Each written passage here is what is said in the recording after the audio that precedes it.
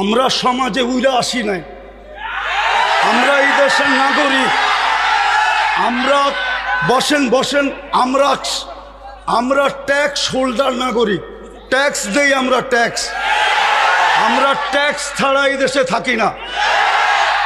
ওয়াজ মাহফিলে আসি আমরা, অনুদান দিয়ে সার্বিক সহযোগিতা করে এখানে এসে দাঁড়াই। আর অনেক সবার কথা বলছি না, অনেক বক্তা আছে অর্থের বিনিময়ে এখানে আসে। বিচার করতে হবে। একজন সমাজবাসী, সমাজপতি, সমাজের যে কমিটি, সে যতটুকু এই সমাজের কল্যাণের কাজ করতে পারবে, একজন ইমাম কিন্তু পারে না। সে তো ইমামের দায়িত্ব নিয়ে বসে আছে। আমাদের দেশের কালচার এটা হয়ে গেছে, সবাই হুজুরদের কথা বলে কিন্তু হুজুরদেরকে আন্ডার এস্টিমেট করে। আমরা সর্ব ওয়াজ মাহফিলে এটা ভুগতেছি আজকে 16 বছর ধরে না।